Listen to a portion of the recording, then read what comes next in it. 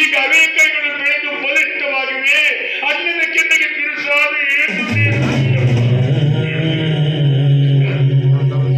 ಗೊತ್ತಿರಪ್ಪ, ನಾನು ನೀರುಣಿಸಿ ಬೆಳೆಸಿದ ವೃಕ್ಷದ ಆಶ್ರಯದಲ್ಲಿ ನೆರಳು ಸಿಕ್ಕಿತು ಎಂದು ನಂಬಿ ಬಂದಿದ್ದೆ. ಅದೇ ಆ ವೃಕ್ಷದ ಕೊಂಬೆಗಳು ಬೆಳೆದು ಬಲಿಷ್ಠವಾಗಿವೆ.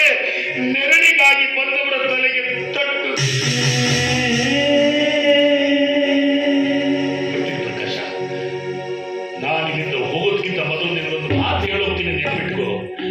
ಈ ನಿನ್ನ ಸಿರಿ, ಈ ನಿನ್ನ ಸಂಪತ್ತು ಇವ್ಯಾವ ಶಾಶ್ವತವಾದ ಸ್ವತ್ತಲ್ಲ. ಇವೆಲ್ಲವೂ ಒಂದು ರೀತಿ ಮಂಜಿನ ಮನೆ ಇದ್ದಂತೆ. ಒಂದಲ್ಲ ಒಂದು ದಿನ ಈ ಮಂಜಿನ ಮನೆ ಕರಲೇಬೇಕು.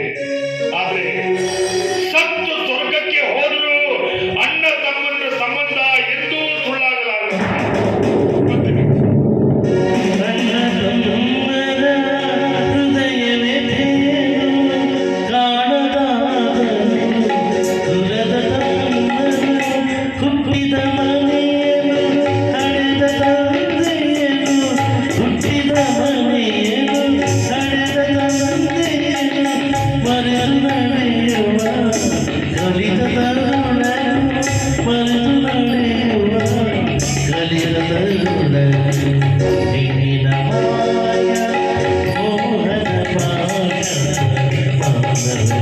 Thank you.